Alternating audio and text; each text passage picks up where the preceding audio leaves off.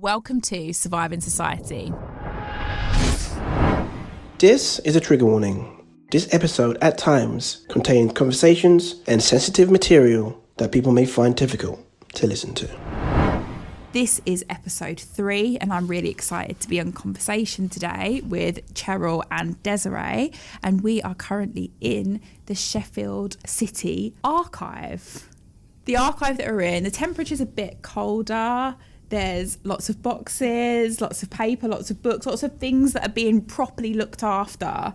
And it's not the first time I've been in an archive, but I've not been in many, and they're very special places because these are like historical capsules. We're making an effort, particularly you, Cheryl. It's your job to make an effort to make sure that these histories are preserved and looked after. So it's a very special place to be. Oh, I'm glad you're here.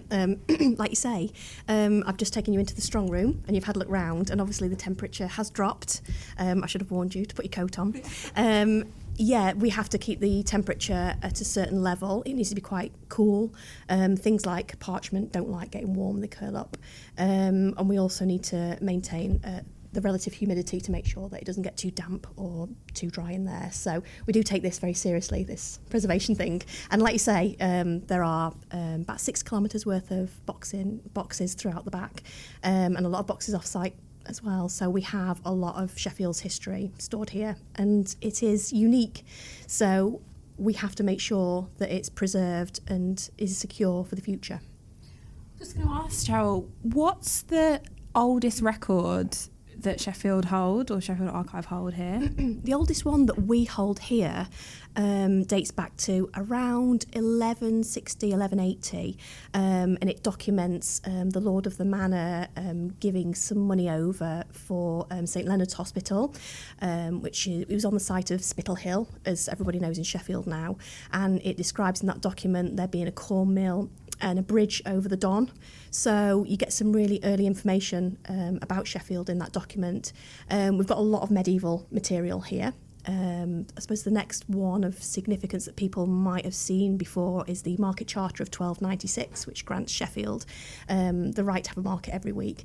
So from that point on, Sheffield's history is really quite well documented. So we can tell the lives of Sheffielders from the medieval days right through to the present day. There's documents here from the 1100s. It's amazing. And that then brings us, Désirée. So we heard in previous episodes around how you came to become more familiar with the archive. But yeah, I guess it'd be good to sort of remind listeners about your work here as well. So I was commissioned to be the artist or writer in residence for Sheffield Archives in 2021. So I rocked up here. First of all, we talked about like language, didn't we? We always have to think about language, especially when we're thinking about violence and violence in the archive and how you approach that violence and that harm. So we had lots of discussions before I even came, and then there was that article about not taking, that was circulated around the archivist about the idea of that person was just of their time, then ends up shutting down a conversation. It means then that whoever's saying that is not listening to what we're trying to do. Exactly. So we had to kind of have a mutual conversation, because I was also mitigating harm against myself also. So I needed to have that talk with Cheryl and with Pete, who's the head of the archives, about how we approach language, because the language already is already difficult. We started talking before I rocked up here, and now they can't get rid of me. By training, listeners will know that I'm a sociologist, but I constantly feel like, and particularly in more recent years, since I've kind of dipped my toe into more the kind of the discipline of history, but as a sociologist, I feel like I'm constantly learning from historians, researchers, archivists about things like the violence of the archive. Like a few years ago, this is something that I wouldn't really have understood. But now, having spent more time with amazing people like yourselves, I'm like, wow, this is a lot. Like being amongst writings and works from years ago when people would have considered like someone like me not a human being. Like, what does it mean to spend so much time with all this work? Like, what does it mean to be around this? And collaborations like Dig Where You Stand really get to the heart of some of the more caring work that's happening around these kind of violences as well, that we need for future historians, future researchers and archivists? We kind of also need it for just everybody in general, that any city archive is the house of the collective memory of that space. So the work that we do, I mean, we are creating archives as well as curating them, aren't we? We are, as we go along, yeah. As we go along, yeah. So I think that gentleness and that care, what comes from me thinking that it's not about me, because if it's about me, then I'll get stressed out and imposter syndrome and what are we doing here and what's the point? And it needs to not be about me. It needs to be about the voices that we're trying to bring out. And Cheryl and I feel like very passionate about those voices. And we also think about, I think there's an archivist that you follow on Insta who says things like being haunted by who we'll never hear from. It's powerful. Yeah, she does have a lot of powerful things to say, doesn't she? I think that archives are often sort of seen as these neutral fact gathering places, and that's long been the sort of impression of archives. But I think that, you know, you really need to undo that notion, because they're kind of places of power, really, because the archivist gets to decide what's saved, what's kept in the archive, whose story gets to, you know, be preserved. And then the archivist has the responsibility of describing that story or that life, and then somebody else will come along and interpret that and write about that person's story. And if you think about it, there's quite a lot of potential there for harm that can occur at any of those process points. So yeah, archives are, like you say, a place of collective memory. It's right at the heart of everything that society is. You know, what have we done, what are we doing, and what we're going to do in the future. And if you're missing big parts of the story, then you've got a problem. So it's the gaps that's the harm, is what we're talking about. And how do we fill in those gaps? Whereas Dig Where You Stand is not attempting to fill those gaps. We are not the voice of the voiceless. That would be presumptuous and disrespectful. What we are is we're filling in a particular type of gap, because we're filling that with art, but also there's other gaps that have to be filled by other disciplines, other artists, other writers, or other methodologies. It doesn't have to be art per se, but that's what we have chosen to do. I think it's really important to think, like, you know, sometimes people are like, oh, we're bearing witness to that. No, we're not. Other people, those people in the archives have already borne witness. All we're doing is saying that they're here, and because they're here, so are we. One of the things we've really had to do, I think when people come to the archives, quite often they can find things that they're looking for reasonably easily. They know that their history will be here, and it's a simple matter of identifying which records they need to look at, and they will, you know, find their story or the narrative quite quickly.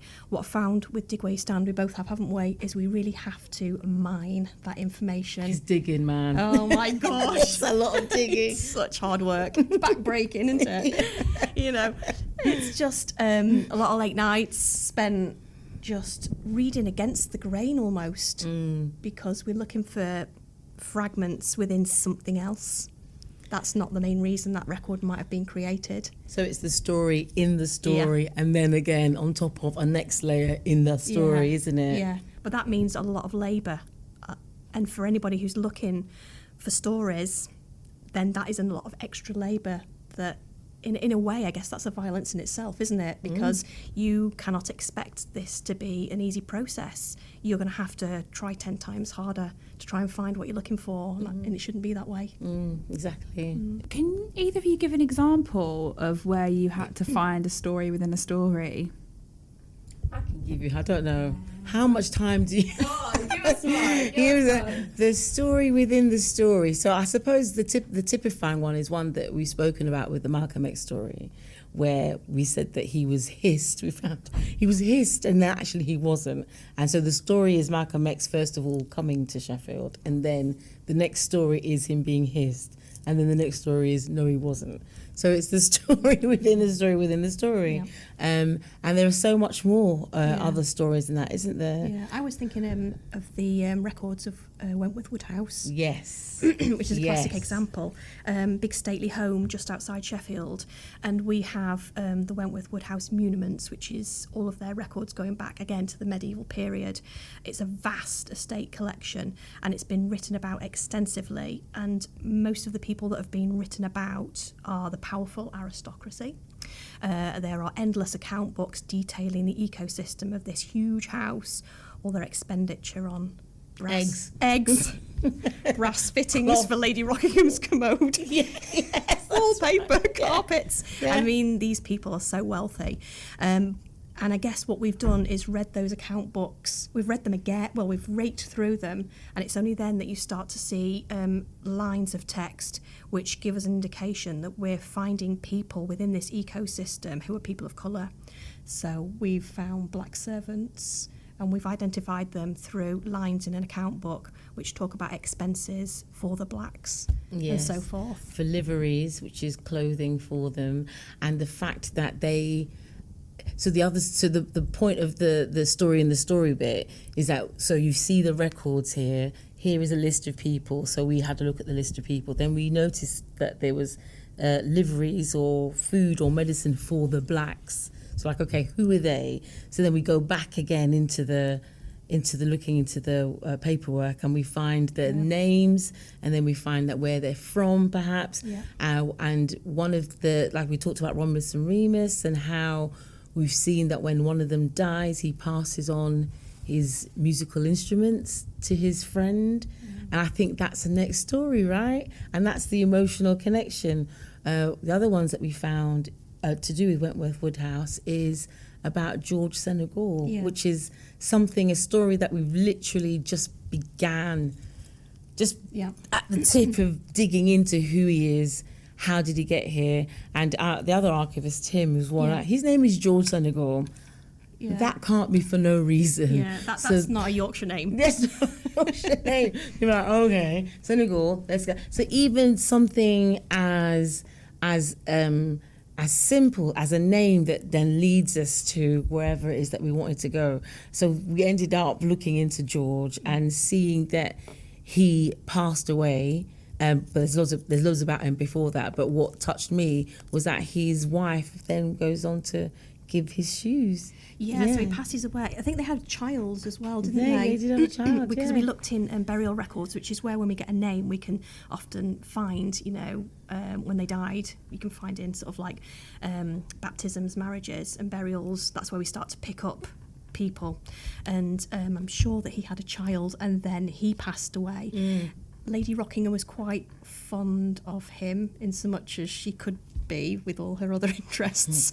We have, and all her letters. I'm eye rolling. If anybody wants to know, there's a tension around that, definitely. I think. Say it.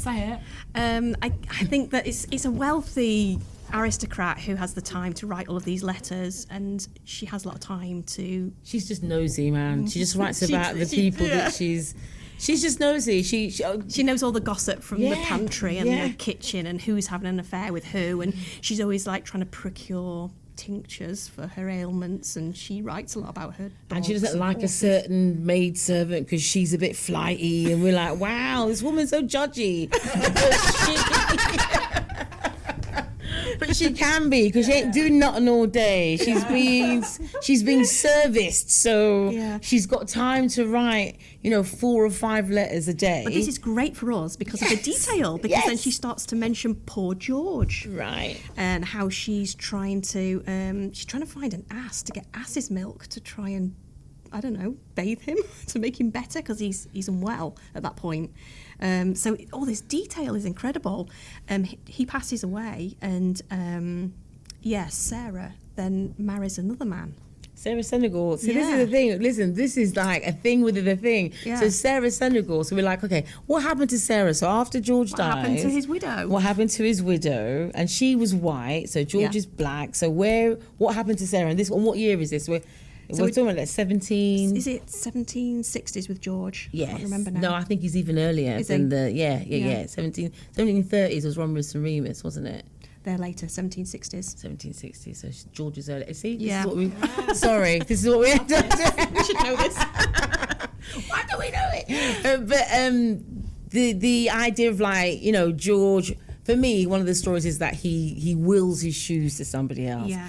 and that's kind of quite that's when we think it's a haunting. But the because shoes it's- then passed to, is it Romulus or Remus? Right. So So that's the what we're saying shoes about community, right? So it's not just a random black person that has no family, nobody knows where they are, what they did. This is a community in Georgian England in the north. That's what I think is really quite important. With links to London as well, because Yeah. this family had a house down in London, Yeah. Grosvenor Square. Yeah. So it's the, you know, the Right. really rich part of London. Right. Yeah, Yes, and and so still. these men are working as footmen down there as well.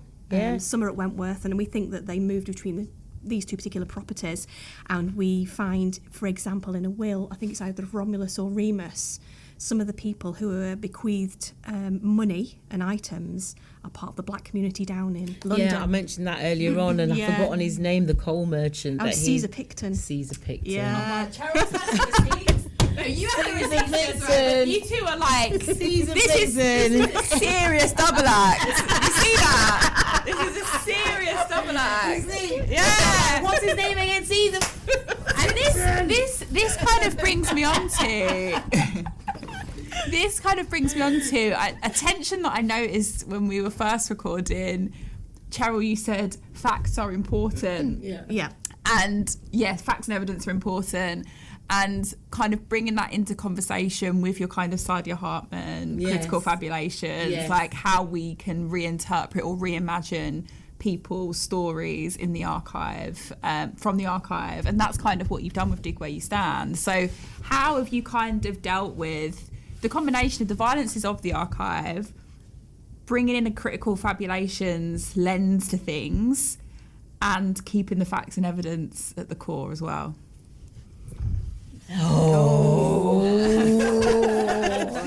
Watch her now. She's come up from London. She feels sweet. Yeah.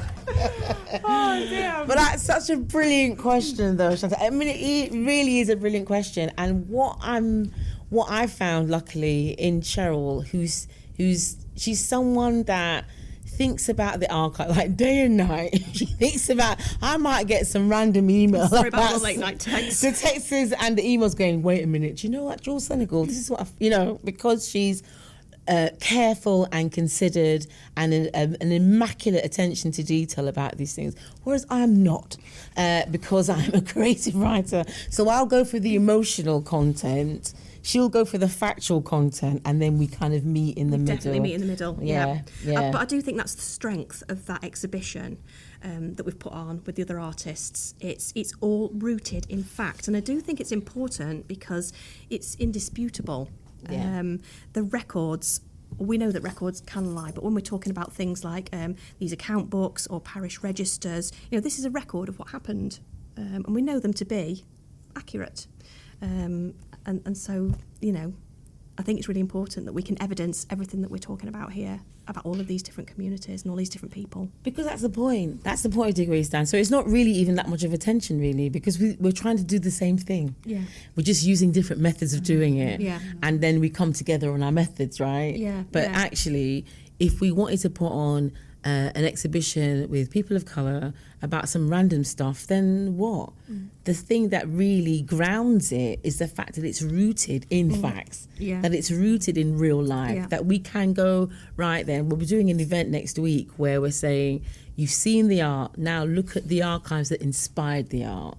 And that's already getting quite full up in terms of how Eventbrite is already, everything we've put on so far has been, It's sold out, hasn't it? yeah, it's been sold Yeah, out. oversubscribed. Everything. People And are we're interested. we're a bit shocked, aren't we? Like, how are all these archiving nerds selling out?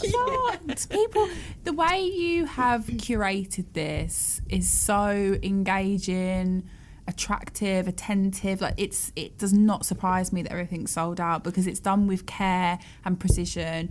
But crucially, it's so artistic as well. And that, I was just thinking as you were speaking, Cheryl, like you are like an artist's dream because you bringing the facts to art help us in communicating not just it's valid because art's valid anyway, but communicating why this matters to everyone, and why the stories are important. And like, it's sometimes annoying that we have to justify with facts and evidence, but we do. Like, and like the fact that you get it.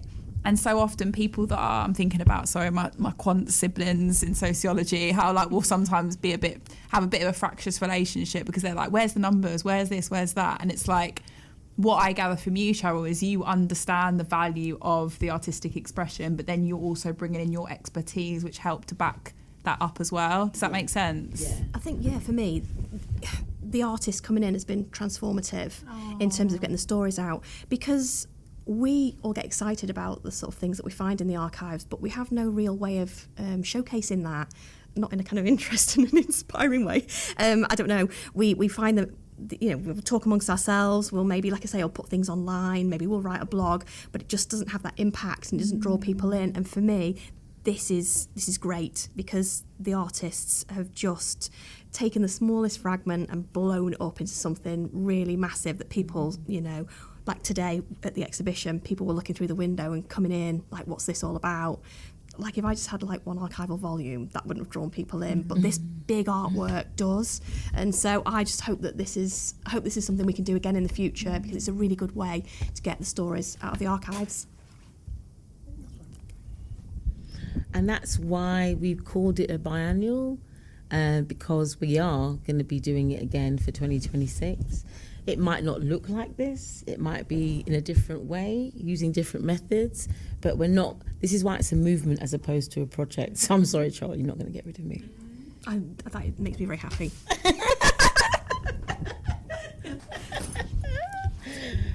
What advice would you give to both archivists and researchers that are looking to do this work, particularly work that's uncovering violences within the archive? Oh my goodness. I think for archivists, I think one of the things that every archivist really needs to think about is, firstly, what archives have you got? And actually, how are you making those accessible? Are people, because this is something I've obviously witnessed with you, and we've gone through it together. People can come in, your researchers can come in and look at material, and it's really, really upsetting. And have you seen that? And do you understand what impact that might have on somebody? And that can be the case for any records, really. But I think I remember when we got that inventory out from 1694. The inventory, yeah. So it was an inventory of goods. That's important to point out. Of a man in Sheffield who had been killed in an earthquake in Jamaica 2 years earlier, and among his inventory, which was attached to a will, it lists pearl necklaces and pistols, and then we get down to the bottom and there are human beings there, and that's pretty dark. And they have names. They're not their names. They're not their real names. They're real names. And they have a value attached as well. £42. Something like this. Maybe £25 for one of them. Yeah. I can't remember now, but that's quite a thing to be confronted by. And I think, you have a certain duty of care to warn people about what they're going to potentially find. You've got to think about, the sources. Newspapers are a really good example because they're quite a violent place to dwell. They're great in terms of finding out information. The records here, newspapers go back to the 1700s, and when we've used a lot of 19th century and 20th century newspapers. The way that they are written is extremely offensive, and you have to, as an archivist, prepare people for that, because you don't know what you're going to encounter. So when she gave me the will, isn't it, of Wilson? Yeah. With the pistols and I think it was a bag of money or one of those things, or coins or something. All the things that wealthy people need. All the things that wealthy people cart about with them.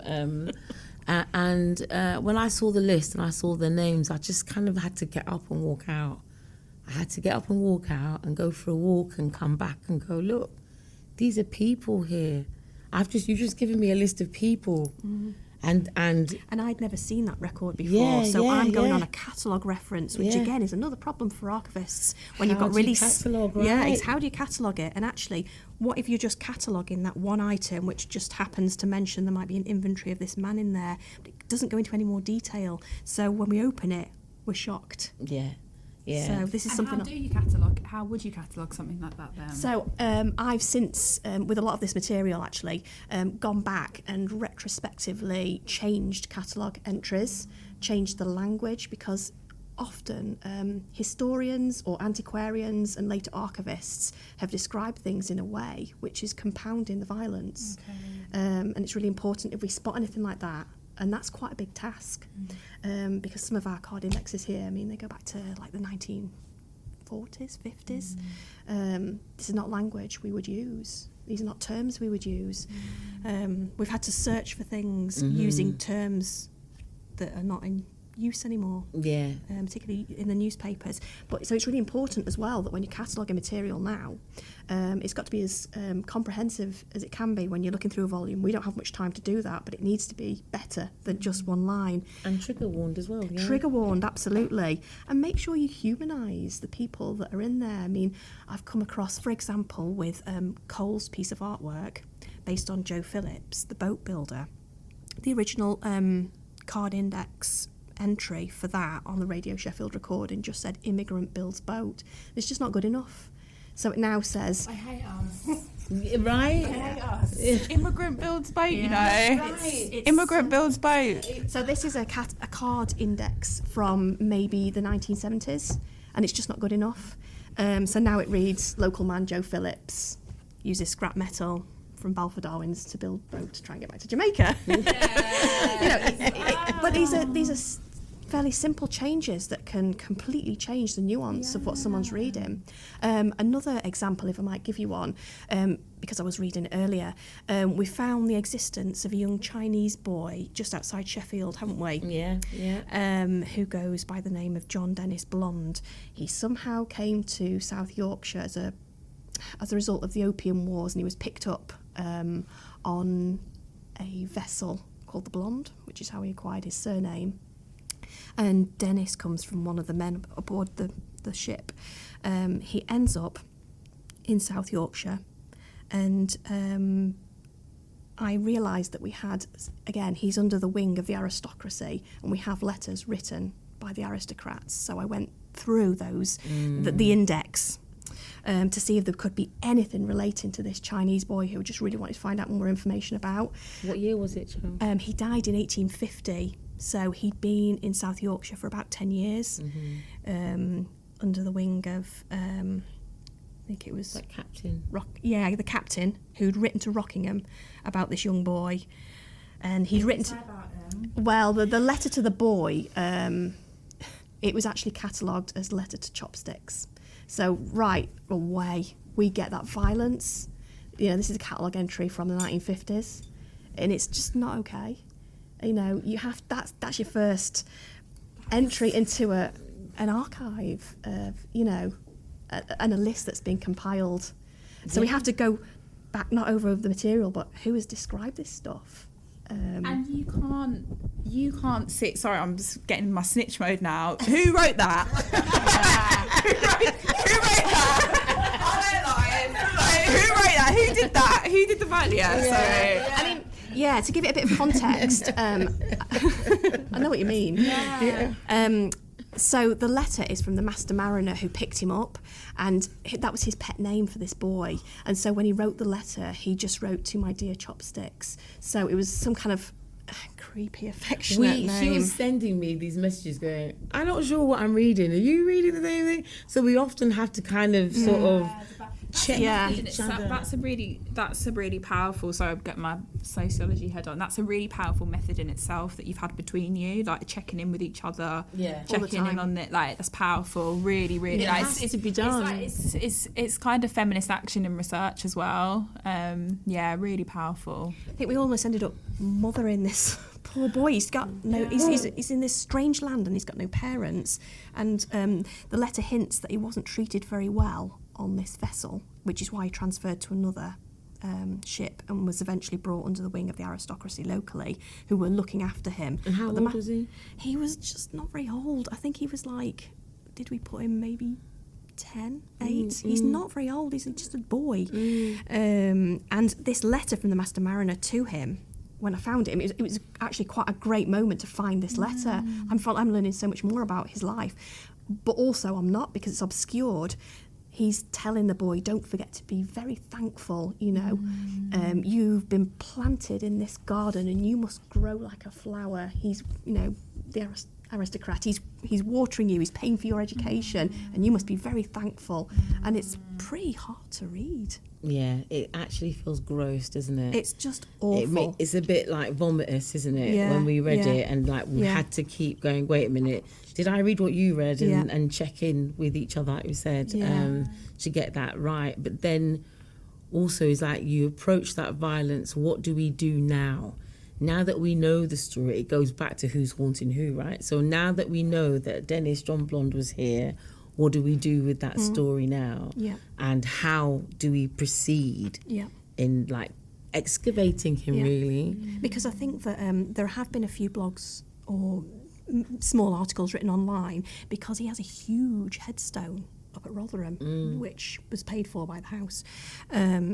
And people have said, oh, this boy, he's from China and he has this huge headstone. I wonder why it's so big and all the rest of it.